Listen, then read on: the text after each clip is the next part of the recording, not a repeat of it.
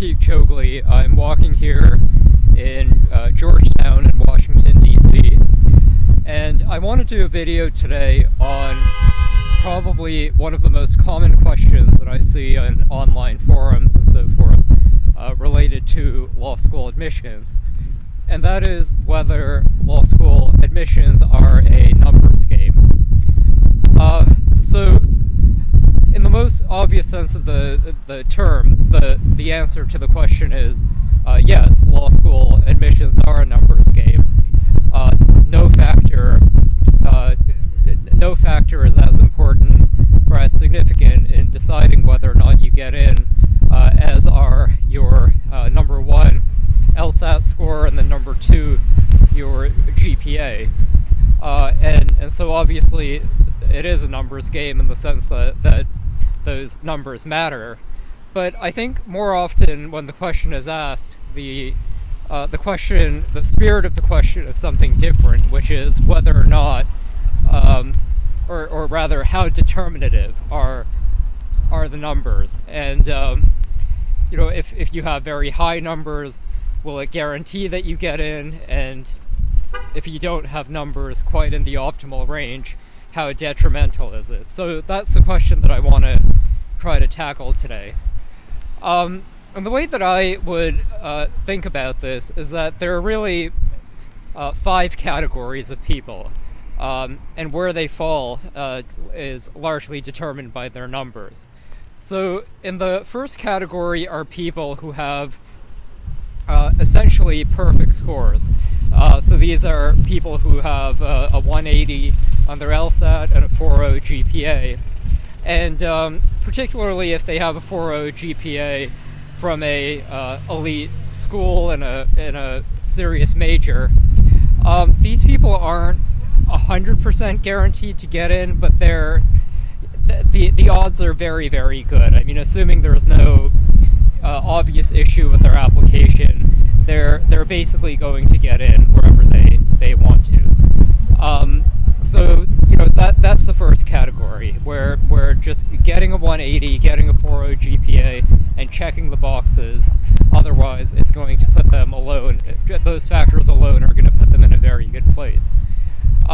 Number 2 are what I would call people whose numbers give them the benefit of the doubt or the presumption. So these are people who have an LSAT score and a GPA well above the average of what the school's baseline is. They're easily in the top sort of 25% or so of the class, and here their numbers aren't going to guarantee or all but guarantee their admission the way people in that even higher category are.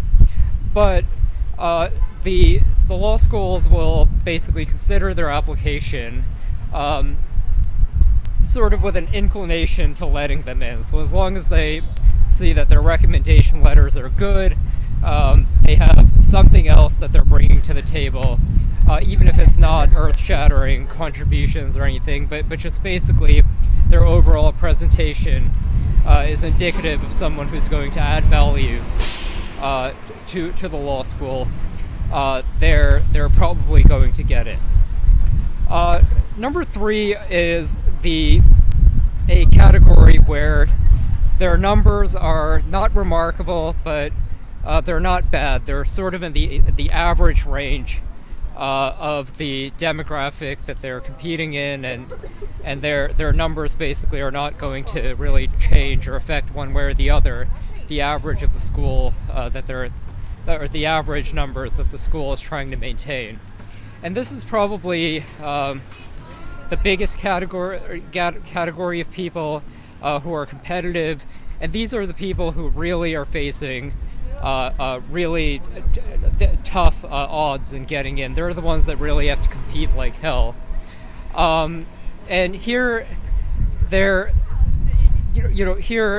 you don't have the presumption the way you do with the higher 2 categories. Here, the burden really is on you to tell the law schools, you've shown them with your numbers that you can do the work if you get in, that you're not going to be an academic liability, but the onus really is on you to show the law schools why you, above the many other people in the applicant pool with similar numbers, and you really have to bring something to the table that's going to persuade them to pick you over the 3 or 4 or 5 other people who have similar numbers to you. Then the fourth category is the people who their numbers are lower than what they need to be, and they're not so low that they're unreasonable, and I'll get to that in a second. But they're the people with their GPA and LSAT do get in every year, but they're in the bottom tier. So here, law schools are really, they know that they're kind of taking a chance by letting someone like this in, and when they let someone like this in, they're creating, they're just by virtue of letting them in, they're in some ways diminishing their brand, because then the overall average that they can report of their median GPA and median LSAT to get in goes down. So here there's a strong presumption against you, and again, you really have to be a unique applicant, a unique candidate. You just really need to have something that's going to persuade the law school that it's worth diminishing their brand, bringing down their average, taking a gamble with you, all because you're bringing something so unique to the table. So I can give you an example of someone like this.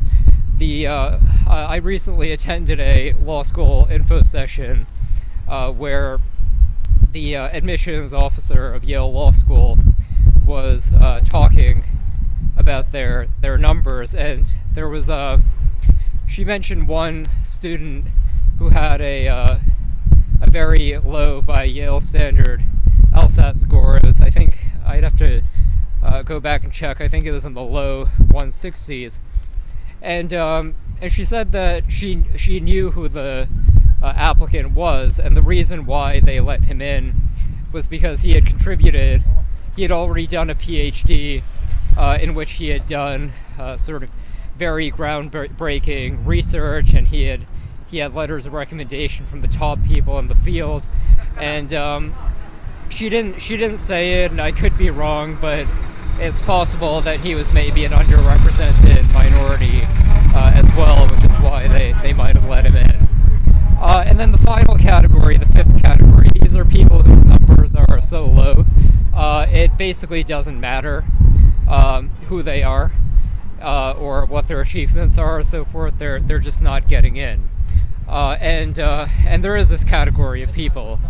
There were rumors, and I can't verify them, I don't know if it's true, but there were rumors that, for example, Donald Trump's daughter didn't get into certain law schools because she just didn't have the numbers, and even though it would be an enormous benefit to any school to have the daughter of a president attend there, her numbers just weren't good enough. So there is that category, and that category of people, they just need to basically pick a different school or decide not to go to law school. So the thing to think about here is, obviously, do whatever you can to get your numbers where they need to be.